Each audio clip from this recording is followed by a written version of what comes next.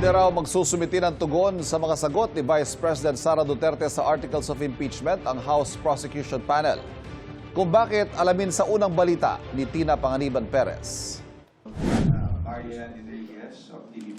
Hindi na reply ang ihahain ng House Prosecution Panel kaugnay ng sagot ni Vice President Sara Duterte sa Articles of Impeachment laban sa kanya, kundi isang manifestation o paliwanag kung bakit di na sila maghahain ng bagong tugon sa mga binanggit ng bise.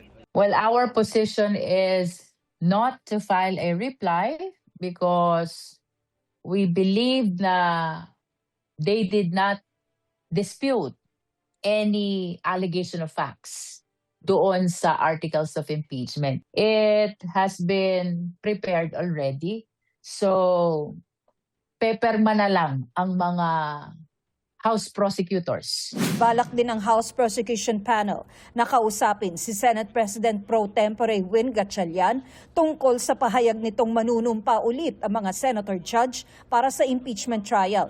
Pangamba ni Luistro, baka makwestiyon pa ito dahil nakapanumpa na ang mga senador. We do not want to compromise the impeachment trial to the issues on leadership that is happening in the Senate, no? So we will be reaching out to the new leadership.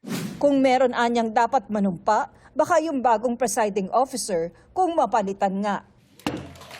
Inamyendahan ng 12 nagdeklara ng quorum sa Senate session ang Impeachment Rule 2 na nagsasabing Senate President ang presiding officer ng impeachment kung hindi Pangulo ng bansa ang nililitis ng impeachment court. Sa bagong rules, pwedeng palitan ang Senate President bilang presiding officer kung may pipiliin ang mayorya ng mga senador na present sa paglilitis. Sa aking pananaw, I think yung presiding officer ang kailangang mag-take ng oath as such.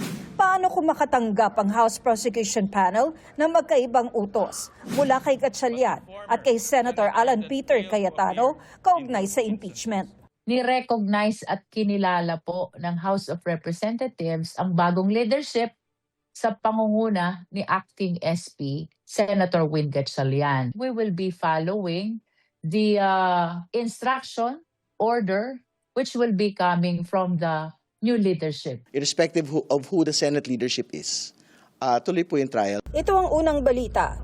Tina Panganiban Perez, GMA News.